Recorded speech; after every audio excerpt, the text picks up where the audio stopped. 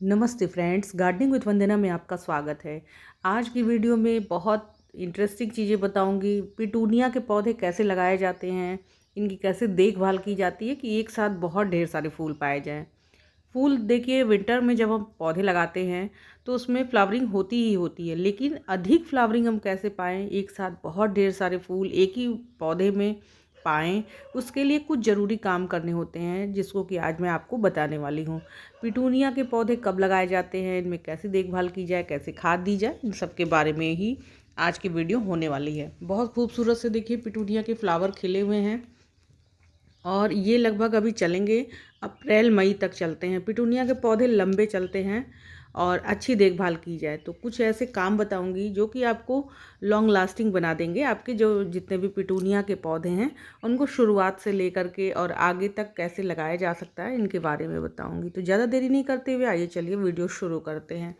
तो सबसे पहले बात करते हैं कि इन्हें लगाया कब जाता है। इनकी जो लगाने की शुरुआत है, कभी कभी पौधे काफ़ी पहले से मिलने लगते हैं। तो जब थोड़ी थोड़ी विंटर होने लगे, यानी दिन का टेम्परेचर थोड़ा सा गर्म रहे और रात का टेम्परेचर थोड़ा ठंडा रहे, उस टाइम इसे लगाया जाता है। यानी आप इसे दिवाली के बाद लगाएं। दिवाली के बाद का जो लगाने का मौसम रहता है वो बहुत बेस्ट होता है। उस समय आप दिवाली के बाद लगाते हैं या दिवाली के एक हफ्ते पहले, ज़्यादा पहले नहीं लगाना है। दिवाली के एक हफ्ते पहले से आप प्रिपरेशन मिट्टी वगैरह की कर लीजिए और इसको लगा लीजिए। दिवाली के बाद इनके पौधे, छोटे छोटे पौध मिलती है, वो ले आ करके आप लगा लीजिए। तब ये जो पौधे चलते हैं वो बहुत बेस्ट तरीके से चलेंगे। बहुत पहले इसके आप पौधे लाते हैं तो वो पौधे लॉन्ग लास्टिंग नहीं होते हैं। उनको एक विशेष टेम्परेचर दे करके पॉली हाउस में उगाया जाता है। जो जब नॉर्मल टेम्परेचर में आते हैं, यानी नॉर्मल वातावरण में जब इनको लगाया जाता है तो वो अच्छे से चल नहीं पाते हैं। इस चीज़ का हमें बहुत ज़्यादा ध्यान रखना चाहिए, इसलिए क्योंकि पौधे हमारे ख़राब हो जाते हैं और हम समझ भी नहीं पाते हैं कि हमारी उसमें गलती क्या थी। पर वो मेरी गलती अपनी खुद की नहीं रहती है, वो गलती रहती है कि पॉली हाउस में उगाए हुए पौधे नॉर्मल टेम्परेचर में चल नहीं पाते हैं। तो आप ऐसे टाइम पे इसको उगाइए जबकि टेम्परेचर बिल्कुल ठीक रहे इनको लगाने का।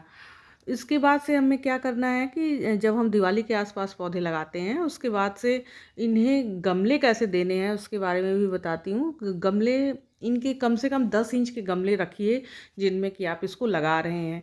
इनके लिए कुंडा आता है, कुंडा कह लीजिए, या ऐसे चौड़े बर्तन में लगाइए। जैसे अडेनियम को हम चौड़े बर्तनों में लगाते हैं, चौड़े पॉट्स में लगाते हैं, उसी तरह से इसको भी चौड़े पॉट में लगाइए तो ये ज़्यादा परफेक्ट रहता है। लेकिन फिर भी सब गमले तो चौड़े हो नहीं सकते हैं। मेरे पास भी कुछ गमले चौड़े हैं जिनमें इसको लगाया हुआ है, उसमें बहुत अच्छी परफॉर्मेंस है।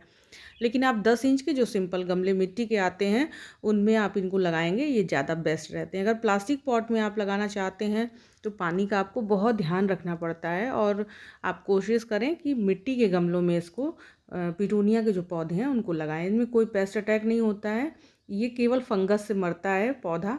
आप देखेंगे कि जब इनकी पत्तियों को छुएंगे, देखिए एक ही पौधा केवल एक पॉट में लगा हुआ है और ये 12 इंच का गमला है, कुंडे टाइप का ही है और बहुत मजबूत है, बहुत पुराना ये प्लांटर है। और इसमें कितना तेज़ी से फैल करके ये सारे ही लगे हुए हैं। और ये और जो पॉट आप देख रहे हैं वो सब 10 इंच के पॉट हैं। जब भी पानी दें तो इसको देखिए उठा करके दें, जैसे अभी मैंने उठाया था उस तरह से उठा के दें। ज़्यादा इनकी पत्तियों पे पानी नहीं पड़े, ये ज़्यादा ठीक रहता है। ज़्यादा पत्तियों में पानी पड़ेगा तो फिर वही फंगस लगेगी और प्लांट आपके धीरे धीरे ख़राब हो जाएंगे। बहुत ज़्यादा पानी की आवश्यकता नहीं होती है पिटूनिया के पौधे में। आप देखेंगे कि जो इनकी पत्तियां हैं वो थोड़ी सी मोटी मोटी होती हैं और जब आप उनको मसलेंगे तो लिबलिबा सा निकलता है। वो उसकी वजह से, क्योंकि इसमें मॉइस्चर खूब रहता है, तो बहुत ज़्यादा जब सूखी मिट्टी इसकी होए, ऊपर की सतह सूखी हो जाए, तब आप इसमें पानी डालेंगे तो अच्छी ये फ्लावरिंग करते हैं। कभी कभी पौधा मुरझाता है तो डरने की ज़रूरत नहीं है, वो कोई उससे दिक्कत नहीं होगी। पानी अधिक हो जाएगा तो ज़रूर दिक्कत हो जाएगी। तो पानी का आपको ख्याल रखना है कि बहुत ज़्यादा पानी नहीं देना है कि एकदम पौधा मुरझाया और आप पानी उसमें देते जा रहे हैं। पौधा किस वजह से मुरझा रहा है उसको भी देखने की ज़रूरत है। पानी अधिक ना हो इसके लिए इसकी जो मिट्टी है उसको भी बहुत भुरभुरी बनाइए। भुरभुरी बनाने के लिए आप इसमें सैंड मिला सकते हैं। मिट्टी में एक हिस्सा मिट्टी, एक हिस्सा खाद और एक हिस्सा रिवर सैंड मिलाएं लाल वाला बालू मिलाएं, इतना परफेक्ट रहता है। थोड़ा सा इसमें खाद भी बढ़ा देंगे आप, जैसे एक हिस्सा के बजाय 1.5 हिस्सा आप कर देते हैं तो और भी ज़्यादा बेस्ट रहता है, क्योंकि छोटे टाइम के लिए ये सारे पौधे रहते हैं, परमानेंट नहीं होते हैं। तो आप इसमें थोड़ी खाद बढ़ा देंगे तो वो ज़्यादा अच्छी रहेगी। अब मैं आपको बताऊं कि इनके जो फूल लेने का जो तरीका है उसमें हमें क्या करना है। तो आप देखेंगे ज्यों ही इनके फूल मुरझाते हैं आप इन्हें तोड़ के हटाते जाएं। ये एक छोटा सा काम आप अगर कर लेते हैं तो आपके जो पिटूनिया के पौधे हैं उसमें भर भर के फ्लावरिंग होगी। और इनके जो फूल आप तोड़ते हैं तो फूल के जो पीछे का हिस्सा है वो भी थोड़ा तोड़ दिया करें। जैसे ऐसे अगर आप निकाल लेंगे तब तो वो सीड बनाने लगेगा पौधा, और जब सीड बनाने लगता है तो उसे लगता है पौधे को कि मेरी उम्र अब पूरी हो गई है, अब न्यू जनरेशन को देनी है, तो वो पौधा अपने आप को मारने लगता है। लेकिन जब आप पीछे से इसके जो सीड पॉड है इसका हटाते रहेंगे तो ये ज़बरदस्त तरीके से फ्लावरिंग करेंगे। आपको फ्लावर भर भर के चाहिए तो ये काम आपको करने पड़ेंगे। ये मोस्ट इम्पॉर्टेंट काम होता है पिटूनिया लगाने में, और जितनी ज़्यादा पिंचिंग करेंगे लंबे समय तक चलते हैं। आप पिंचिंग छोड़ देंगे, एक बार फूल आए पिंचिंग आपने अगर छोड़ दी तो आपके जो फ्लावर हैं वो जल्दी ही ख़राब हो जाएंगे, पौधा मरने लगेगा। ये आप आजमा करके देख लीजिएगा। और पिंचिंग करते रहते हैं फ्लावर हमेशा नया बना रहेगा। पिंचिंग जब हम करते हैं तो जो नीचे की कलियां हैं उनको थोड़ी हवा मिलती है, थोड़ा धूप मिलती है, थोड़ी जगह मिलती है, तो वो फिर फटाफट से कलियां तेज़ी से बढ़ती हैं और फूल आने लगते हैं। ये मोस्ट इम्पॉर्टेंट टिप होती है पिटूनिया में। जबकि ऊपर देखिए पूरे फ्लावर से लदे हुए हैं तो नीचे की जो कलियां निकलनी होती हैं वो फ्लावर हटेंगे नहीं, तो कलियां कैसे ऊपर आएंगी और उन्हें धूप वगैरह मिलेगी। अब इनमें बात कर लेते हैं कि खाद क्या देनी होती है। तो आपको जो आज मैं खाद बताऊंगी वो खाद अगर आप देते हैं तो आपके पिटूनिया में भर भर के फूल आते हैं। इसमें आप क्या करें कि 1 लीटर पानी में आप सरसों खली भिगा लें, 1 चम्मच उसमें डीएपी भी डाल दें। ये दोनों जो खाद होती है इसको मिक्स कर लें और 2 से 3 दिनों तक रहने दें, और उसके बाद से इनमें जो भी फर्मेंटेशन होनी रहती है वो हो जाती है। प्लांट्स में देने के लिए ये परफेक्ट रहता है। और इसमें 10 गुना पानी मिलाएं, यानी 1 लीटर आपने मिलाया हुआ है, घोल बनाया हुआ है, तो उसमें आप 10 लीटर पानी और मिलाएं और खूब इसका पतला सॉल्यूशन कर लें। और फिर आप उसको देते हैं अपने प्लांट्स में, जितने भी विंटर प्लांट्स हैं आप उसमें दीजिए। आपको कुछ और देने की आवश्यकता है नहीं। ये 4 से 5 दिनों का अंतराल रखें, यानी एक बार जब देते हैं तो 4 या 5 दिन का गैप रखें, फिर आप इसको दें। अगर आपको लगता है कि इसमें कोई फंगस वगैरह लग रही है या ऊपर कोई जम रहा है कुछ वाइट वाइट सा, तो आप उसको हल्के से खुरपी से ऊपर नीचे कर देंगे तो वो सेटल डाउन हो जाएगा। लेकिन आप ये वाली खाद अपने प्लांट्स को ज़रूर दिया करें। फिर आप देखेंगे कि इसमें बहुत ज़बरदस्त तरीके से बढ़त होती है।